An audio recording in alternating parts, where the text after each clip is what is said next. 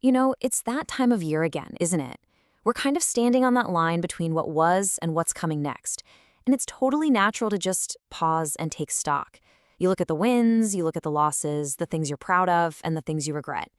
But what if the way we're looking back is the very thing keeping us from moving forward?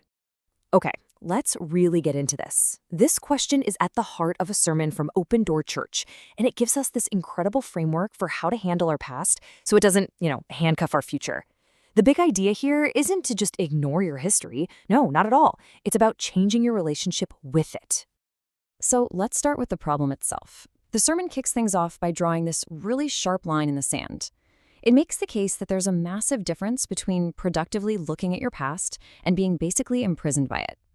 This quote right here, this gets to the absolute core of it. The speaker is saying the danger isn't the glance back.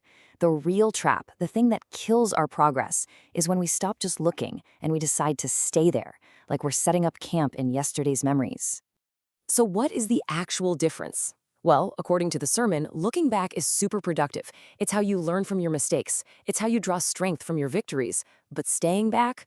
Oh, that's just unproductive dwelling. It's getting stuck.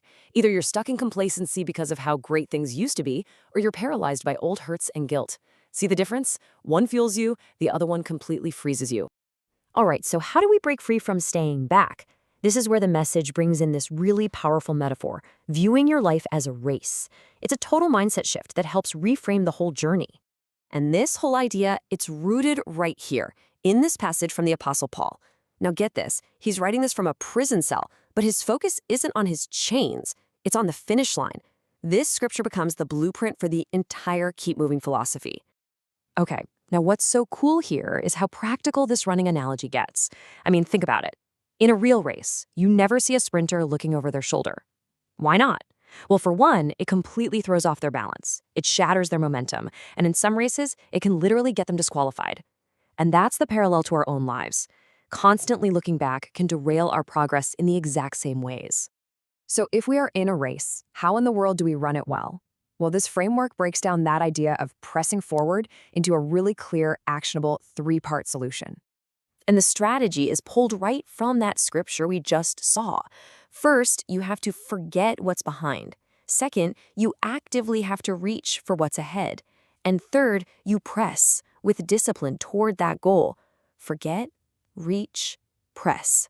It sounds simple, but man, it's a demanding sequence. Let's talk about that first step, forgetting.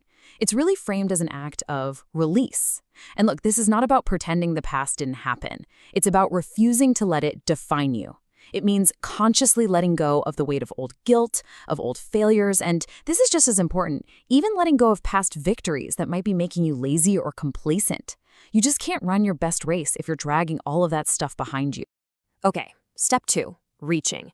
This is an action word. This is not some passive hope for a better future.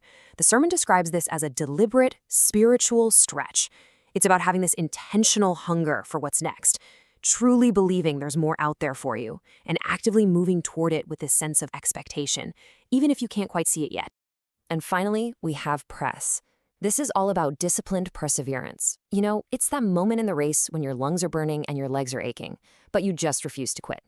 The core idea here is to refuse to settle for less, refuse to get distracted, and refuse to lose sight of that ultimate prize.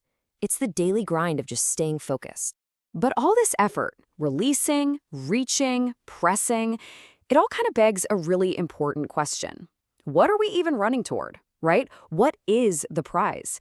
And this message is super specific about what it is and what it isn't. So here's the crucial point. So often, we're taught to see the prize as things like titles, money, or achievements. But in this framework, the prize is totally internal. It's not about accomplishment, it's about alignment. Here, success is defined as surrender to a higher will, obedience to a spiritual path, and ultimately, a deeper, more personal knowledge of Christ.